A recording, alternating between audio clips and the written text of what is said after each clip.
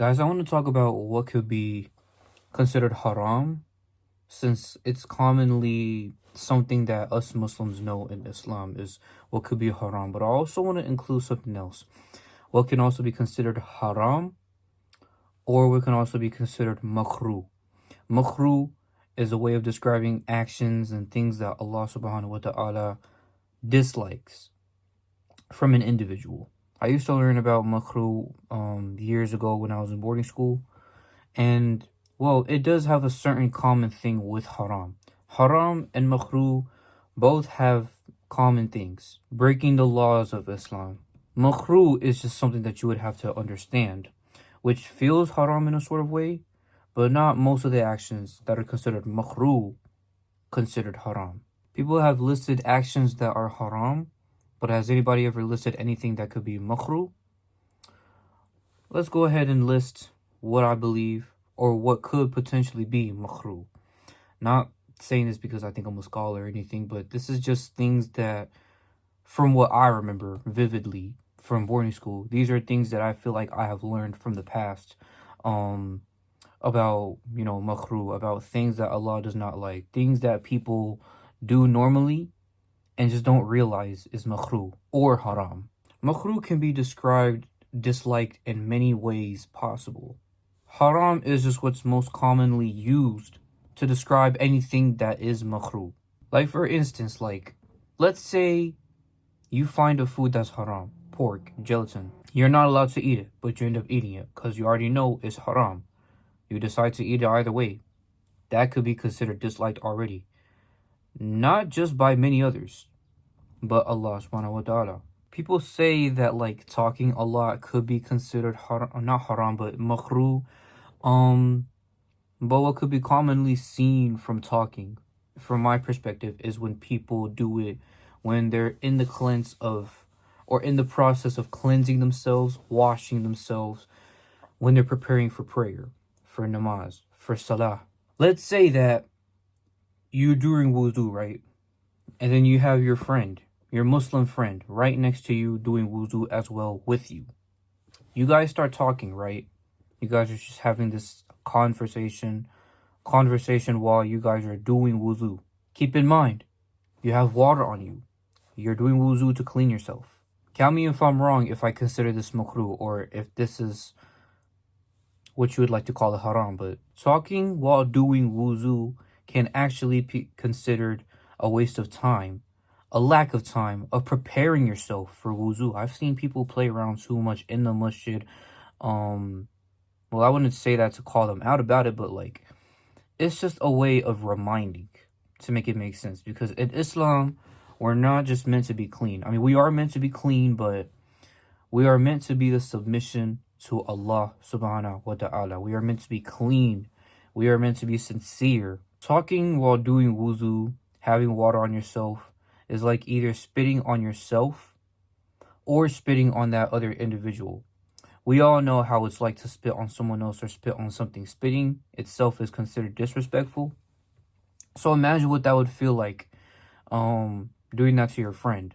You got water in your mouth. You're rinsing it and you're washing it out. Which is kind of why I considered it makruh.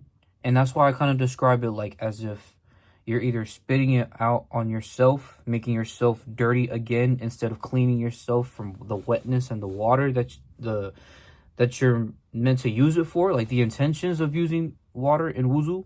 You're either making yourself wet and dirty, or you're just disrespecting somebody else by spitting at them in a conversation, which might sound a little weird because y'all are just talking, but keep in mind you're rinsing the water in your mouth. That would just be something that I would look at, regardless if it is makruh or not. That would be something that I would consider seeing it as, if it ends up being considered makruh. There's many actions that I've heard of that could be considered makruh, and that could be praying too fast, collapsing, fainting, just falling down to the ground while you have wuzu, lying, a sin. Committing sin in Islam can also be considered makruh. Now, committing a sin in Islam could either go with doing something haram or something makruh. I mean, let's talk about that real quick. Lying on somebody else or backbiting about somebody else. I've known people who've been in the back seat of my car and then just trying to bring up my name to make fun of me in every sort of way possible.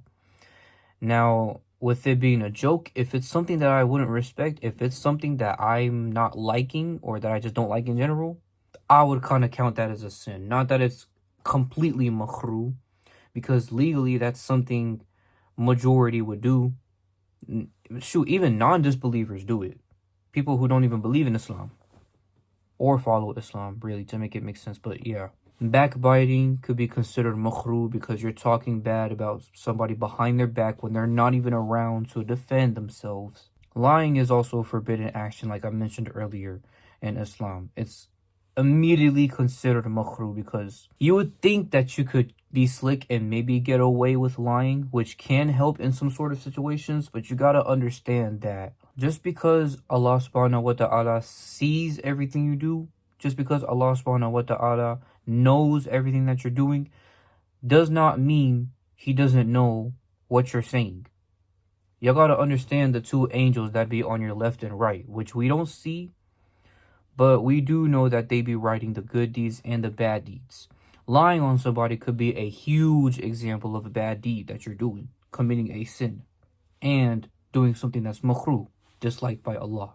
We were told by this from the Quran. We were told by this by many scholars, and probably even our parents, of course, too, that we should watch our mouths. Watch our mouths. Watch. You catch that? Wash your mouth. Watch your mouth and your tone as well. Being sincere in Islam, being clean in Islam, being submissions to Allah as well. And yeah, that's just it. Me wanting to, talk about what could be considered haram, what could be considered makruh. There's multiple other actions out there that could be considered haram, seen as haram, or could all be considered or seen as makruh. Because some other times we all got to understand and realize not everything is halal as we thought it would be. And that's just me coming from the Islamic beliefs that I've gotten, because once again, I had told a whole story about me being in boarding school. So yeah, that's just me bringing up my Islamic knowledge in video or on video. Hopefully you guys were able to learn something out of this, my dear brothers and sisters. You guys could check out my main channel, MisterGoofyMan, if you guys would like. And I'll see you, brothers and sisters, nephews and nieces, ladies and gentlemen. I'll see all you guys later. Assalamu alaikum. Y'all have a nice day.